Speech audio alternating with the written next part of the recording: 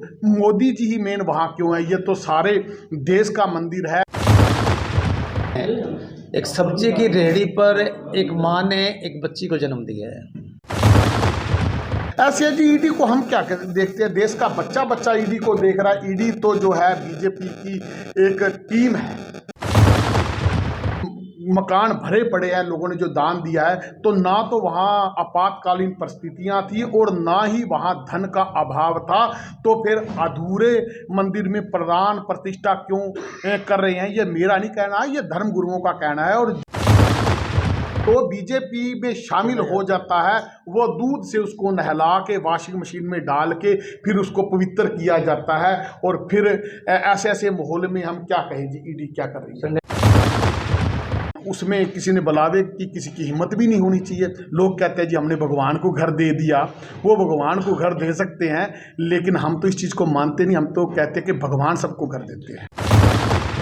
तो आनंद फानन में वहाँ प्राण प्रतिष्ठा की गई थी, हमारी मजबूरी थी। दो कारणों से मजबूरी होती है, या तो आपातकालीन परिस्थितियों में जल्दी जल्दी में प्राण प्रतिष्ठा की जाती है। की जो प्रेस कॉन्फ्रेंस है, इसका मूल उद्देश्य है, वैसे तो पूरे हरियाणा के अंदर त्राहिमाम है। जीवन के हर क्षेत्र में, सामाजिक हो, आर्थिक हो और सार्वजनिक क्षेत्र में विशेष रूप से जो आज हमारे यानी कर्मचारी हैं, उनके हालात को आप देखते हो। परंतु आज का जो मुद्दा है मेन रूप से ये है कि अनिल विज हमारे स्वास्थ्य मंत्री हैं, उनका गृह जिला अम्बाला है। अम्बाला के अंदर एक दर्दनाक, जिसे कहते हैं मन विदारक घटना घटी है। सिविल हॉस्पिटल के गेट के सामने एक सब्जी की रेहड़ी पर एक माँ ने एक बच्ची को जन्म दिया है। महिला का पति बार बार गुहार लगाता रहा डॉक्टर से, उससे कुछ टीच रहा है ना कुछ आया। तो इससे बड़ी घटना 21वीं शताब्दी में क्या हो सकती है कि आप हॉस्पिटल के सामने हो और बच्ची को जन्म आपको रेहड़ी में देना पड़े। ये खट्टर सरकार, उसके स्वास्थ्य मंत्री अनिल विज पर एक धब्बा है, कालिक है और मानवता का अनादर है। उसी को लेकर हमने ये प्रेस कॉन्फ्रेंस की है। दादरी के अंदर बिजली नहीं थी, जो ये बार बार दावा करते हैं। मोबाइल की टॉर्च लेकर ऑपरेशन किया गया है। और मेरे मित्र डिटेल में बताएंगे। मैं इतना कहना चाहूँगा कि चुनाव से पहले स्वास्थ्य सेवाओं के बारे में इन लोगों ने जो वादे किए कि एम्स स्टार्ट करेंगे, आज तक शिलान्यास नहीं हुआ।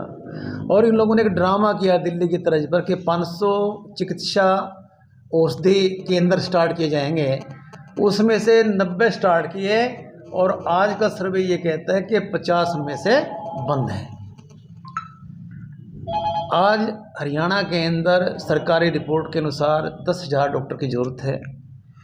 4500 डॉक्टर इस टाइम पर हैं और 6 मेडिकल कॉलेज तथाकथित हमारे यहाँ हैं।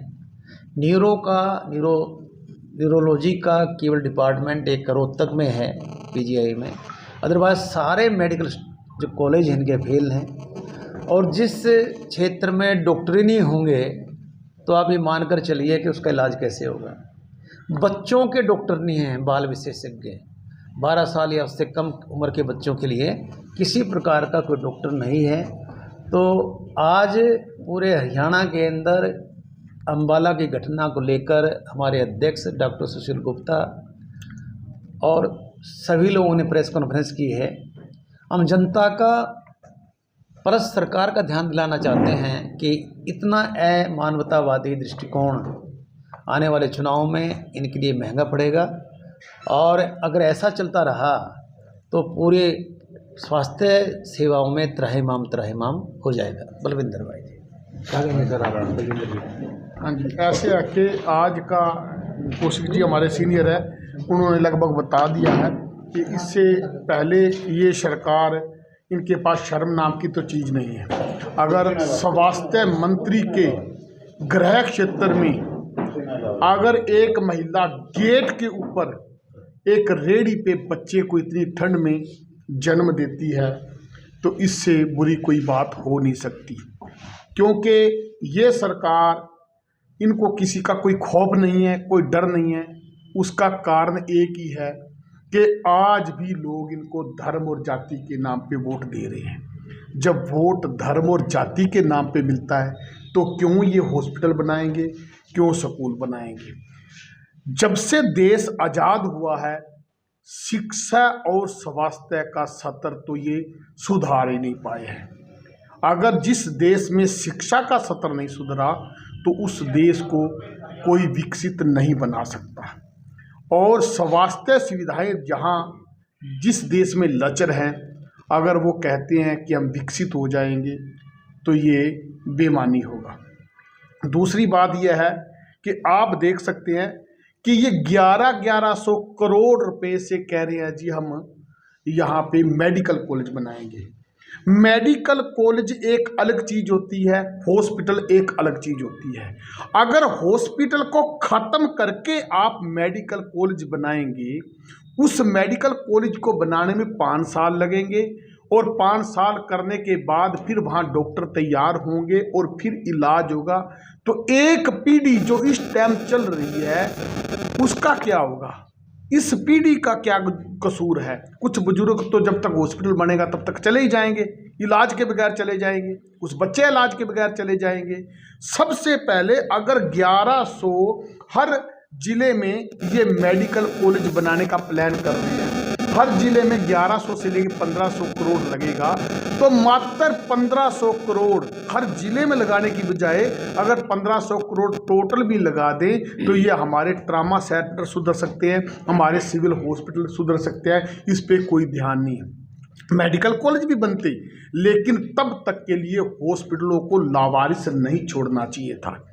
पहली जो सरकार थी उसके टाइम पे भी वही हालात थे, कांग्रेस के टाइम पे चौटाला साहब आए थे उसके टाइम पे भी वही सुधार मतलब वहाँ हालात थे। ना शिक्षा सुधरी, ना स्वास्थ्य सुधरा, ना लोगों की दयनीय हालत सुधरी, ना रोजगार मिला। तो इस सरकार को हम लाएं क्यों? लोग भोले भाले हैं। एक अत्याचार करता है रज के जैसे पंजाब में होता था, वो अत्याचार करता है तो उससे अत्याचार से थोड़ा सा उस पर रिलीफ लेने की मनसा से ये दूसरे को जो पहले अत्याचार करा था उसको बना दिया। एक अत्याचारी एक माँ अत्याचारी, एक बार उसको देते हैं एक बार उसको देते हैं। जो हमारी आम आदमी पार्टी है ये पहली पार्टी है जो शिक्षा और स्वास्थ्य के मॉडल को लेके आई है। उस मॉडल को दिल्ली में कामयाब किया, फिर पंजाब में आए हैं, पंजाब में कामयाब कर रहे हैं और पंजाब में 400% स्वास्थ्य का बजट बढ़ा दिया गया है। हमने मंशा क्लियर कर दी, हमारी सरकार बेहतर स्वास्थ्य सुविधाएं दे रही है। 600 तो बन के बिल्कुल तैयार हो गए हैं, अब नई अनाउंसमेंट जो होगी कुछ बन गई हैं तो 1000 के आसपास मोहल्ला क्लिनिक तैयार हो गए हैं। 40 तरह के टेस्ट तो मोहल्ला क्लिनिक में ही हो जाते हैं। 90% जो बीमारियां हैं वो तो छोटे लेवल की होती है, वहीं ठीक हो जाती है। कोई बड़ी बीमारी होती है तो फिर बड़े हॉस्पिटल में जाते हैं। यहाँ क्या हालात है, यहाँ कल्पना चावला में एक गर्भवती महिला ठंड के अंदर चारों तरफ से लाइन मार के अपनी बारी का इंतजार करती है, 24 घंटे इंतजार करती है। अगर कोई हमारा जवान बच्चा एक्सीडेंट हो जाता है तो इनके पास दिल का डॉक्टर नहीं है। अगर कोई जवान बच्चा एक्सीडेंट हो जाता है तो इनके पास कोई न्यूरो सर्जन नहीं है। इससे ज़्यादा जनता के साथ बेईमानी क्या होगी। और एक महिला रेहड़ी पे जन्म देती है और जबकि इस सरकार को चलते चलते 9.5 साल हो गए हैं तो अब लोग इनसे उम्मीद करना भी छोड़ गए हैं। अभी इनके पास एक ही मुद्दा बचा है, जाति और धर्म का। पता नहीं ये दुकान कितने दिन और चलाएंगे।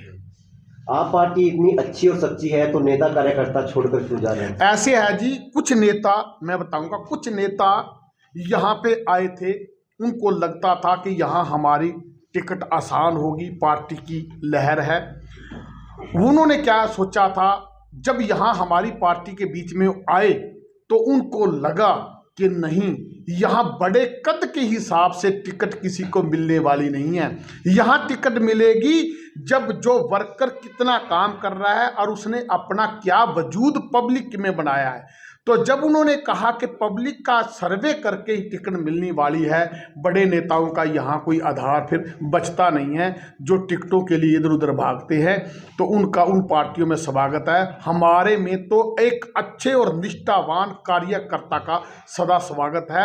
उन्होंने साल 2 साल हमारी पार्टी में रह के देखा, जब उनको लगा कि यहाँ दाल गलने वाली नहीं है, यहाँ तो सर्वे के आधार पर टिकटें मिलेंगी, शायद वो इसलिए चले गए। सर, दिल्ली की बात कर रहे हो, दिल्ली की बात की जाए, आप शिक्षा की बात कर रहे हो, तो दिल्ली में भी जो बच्चे हैं अभी भी शिक्षा से वंचित है, भीख मांगते हुए नजर आते हैं। ऐसे है, भीख तो पूरे देश में है, विदेशों में भी चलती है, यहाँ भी चलती है। मैं बताऊँ, उसके लिए सेंटर गवर्नमेंट जिम्मेवार होती है। अगर सेंटर गवर्नमेंट कोई पॉलिसी बनाएगी, अगर वहाँ पे जितने भी दिल्ली में बच्चे रहते हैं, अगर मान ले उनको सारे हम इकट्ठा करके उनको रोजगार पे लगा देंगे, दिल्ली सबका साझा सा शहर है, तो वो दूसरे आ जाएंगे, वो हरियाणा से आ जाएंगे, वो बिहार से आ जाएंगे, दूसरे स्टेटों में आ जाएंगे, क्योंकि दिल्ली साझा स्टेट है। वहाँ तो सेंटर गवर्नमेंट की कोई पॉलिसी बनाएगी, ये खत्म हो सकता है। वहाँ हमने मोहल्ला क्लिनिक क्लास 1 बना दिए, हमने स्कूल जो सरकारी है क्लास 1 बना दिए, हमने महिलाओं को फ्री यात्रा करवा दी, जबकि वहाँ पे दूसरे स्टेटों में नहीं है। हमने 200 यूनिट वहाँ बिजली फ्री कर दी, और उसके बाद दिल्ली पे कर्जा चढ़ने नहीं दिया। और इससे ज़्यादा सरकार क्या चला सकते हैं? 10-11 साल हमारे को सरकार चलाते हो गए, तो 75 सालों की जो गंदगी पड़ी हुई थी उसको निकालने में समय लग गया। वहाँ पे कुछ दिक्कतें थी, वहाँ पे आईजी जो अपना वहाँ पे क्या कहते हैं एलजी है, जो वो अड़चने अड़ाते रहते हैं, और इसलिए जो हम वहाँ पे थोड़ी बहुत कमियाँ रह गई अधूरी सरकार होने के कारण, वो हम पंजाब में पूरी कर रहे हैं। सर, जिस महिला की आप बात कर रहे हैं वो पंजाब दत्तपट से आई थी अम्बाला, उस रेडी पर बता रहे हैं, तो उसके बाद जांच के आदेश भी दे दिए गए हैं, तो उसको कैसे देखते हैं? ऐसे कि बात ये नहीं होती कि कौन सी महिला पंजाब से आई है या बिहार से आई है। अब करनाल में मान लो कोई बिहार से महिला आएगी और वो गर्भवती है, और क्या उसका जन्म, अपने बेटे को जन्म वो रेडी पे देगी, तो जिस स्थान पे वो वहाँ पे उम्मीद लेके गई, यहाँ जहाँ उनको हॉस्पिटल नज़दीक लगा, अगर वो पंजाब में होती, तो पंजाब में अगर ऐसा माहौल होता, तो आज सरकार उसमें भी सरकार को जो है लोगों को की बातें सुननी पड़ती। जब ये यहाँ पे स्टेट का कोई मतलब नहीं है, जिस स्टेट में वो रहती है, जिस स्टेट में इलाज करने वाली, उस हॉस्पिटल की बात है, और वहाँ उसको न्याय नहीं मिला, वहाँ उसको इलाज नहीं मिला। सर, केजरीवाल जी को समन पर समन आ रहे हैं, ईडी को कैसे देखते हैं? ऐसे जी, ईडी को हम क्या देखते हैं, देश का बच्चा ईडी को देख रहा है। ईडी तो जो है बीजेपी की एक टीम है, आज सीबीआई और ईडी को बनाया हुआ। मैं ये नहीं कहता कि दूसरी पार्टियों में छोटा मोटा भ्रष्टाचार नहीं होगा, लेकिन केजरीवाल जी जो हैं वो तो भ्रष्टाचार के खिलाफ आए हैं, और उनको इसलिए तंग कर रहे हैं क्योंकि उनके पास कोई बरामदगी नहीं हुई है, उनका कहीं कागजों में नाम नहीं है, कोई ट्रांजैक्शन नहीं है। वैसे तो मैं बोल दूंगा कि रविंद्र कुमार ने मेरे से 5 लाख रुपये रिश्वत मांगी है, तो क्या आपको जेल में डाल देंगे? कोई ना कोई प्रूफ तो देना पड़ेगा। 99.9 विपक्ष के नेताओं पे कार्रवाई हो रही है, और जो बीजेपी में शामिल हो जाता है वो दूध से उसको नहला के वॉशिंग मशीन में डाल के फिर उसको पवित्र किया जाता है। और फिर ऐसे माहौल में हम क्या कहें जी, ईडी क्या कर रही है? नायब सैनी का बयान है कि अशोक तंवर बीजेपी में शामिल हो सकते हैं, उनके लिए द्वार खुले हैं। हाँ जी, बिल्कुल द्वार उनके लिए खुले हैं। तो मुझे लगता नहीं कि तंवर साहब जाएंगे, अगर जाएंगे तो हम किसी को रोक थोड़े सकते हैं। यहाँ पे उनको बहुत सम्मान मिला है। आप देखोगे कि तंवर साहब की सबसे ऊपर फोटो लगी हुई है, उससे पहले हमारे निर्मल सिंह जी हैं, उनकी भी सबसे ऊपर फोटो लगी हुई थी। अगर यहाँ पे चित्रा जी की किसी कांग्रेस के जो पोस्टर है अब देखेंगे कहीं ऊपर फोटो लगी हुई है, तो हमें भी फोटो खींच के दिखाना कि यहाँ से ज़्यादा उनको सम्मान मिला। सम्मान की तो उनको कसर नहीं रही। स्वार्थ के नाते कोई जाता है तो उसको कैसे रोक सकते हैं?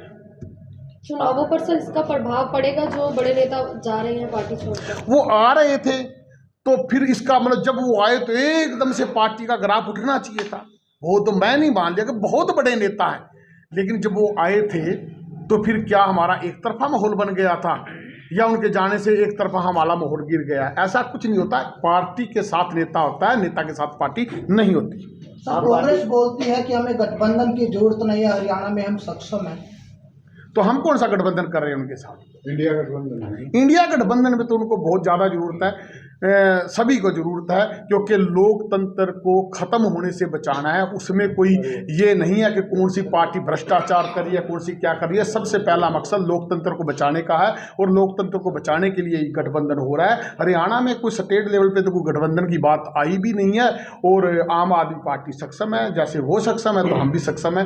वो चुनाव का जब रिजल्ट आएगा तब देखेंगे कौन कितने पानी में है। हरियाणा में एमपी के टिकट मांगेगी इंडिया गठबंधन से आम पार्टी? बिल्कुल जी, मांगेंगे, क्यों नहीं। अगर वो पंजाब में मांग सकते हैं, जहां हमारी 92 सीटें हैं, जहां हमारी 62 सीटें दिल्ली में हैं, वहां कांग्रेस मांग सकती है, तो यहाँ तो ना कांग्रेस है ना आम आदमी पार्टी है, तो यहाँ क्यों नहीं मांगेगी। आप पार्टी कहती है कि हरियाणा में स्वास्थ्य और शिक्षा की व्यवस्था चरमराई हुई है, लेकिन जब जन समाज की बात की जाए वो तो कहते हैं कि आपकी बार फिर मनोहर सरकार। ऐसे है जी, आम आदमी पार्टी नहीं कह रही, जनता का एक बच्चा भी कह रहा है कि यहाँ पे स्वास्थ्य और शिक्षा सुविधाएं बिल्कुल ख़त्म हो चुकी हैं, क्योंकि ये प्राइवेट करना चाहते हैं।